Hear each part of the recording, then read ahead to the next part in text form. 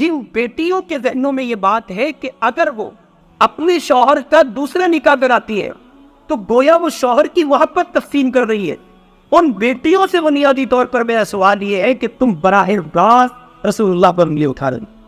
اس کا مطلب یہ کہ حضور پاک علیہ الصلوۃ والسلام نے جو ایک سے زائد نکاح کیے ہیں تو نعوذ باللہ ثم نعوذ باللہ ثم نعوذ باللہ 1000 بار توبہ کر کے کہا جائے حضور کو پھر محبت نہیں کہ اپنی بیویوں سے، اور یہ ایسا نہیں ہو سکتا۔ ابھی کسی بچی نے، کسی خاتون نے، کسی بہن نے دوسرے نکاح پر لکھا تھا، آج کل تو لڑکیاں لکھ رہی ہیں، خواتین لکھ رہی ہیں بھائی اس موضوع پر۔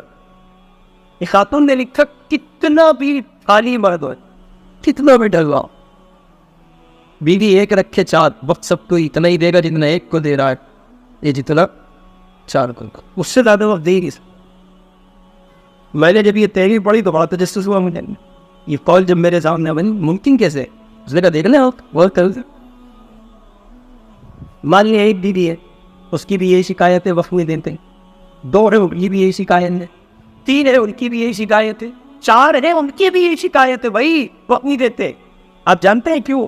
چونکہ جس پیمانے پر وہ وقت چاہتی ہے مرد وقت، وہ چاہتی ہے بابو نے پھل لگا کے گھر میں رہے، ممکن ہے؟ آپ پتہ ہے مجھے رہ گیا نہیں ممکن۔ اور یہ بیان مطالبہ ہے سمجھ کا، سماج کی بیٹی ہوگا، کتنا ہی فارغ البال مرد کیوں نہ ہو، کیسا ہی کام سے عاری مرد کیوں نہ ہو، بمشکل تمام 2 سے 3 گھنٹے دے سکتا ہے، اور یہ 2 سے 3 گھنٹے ایک بیوی کا حصہ ہے۔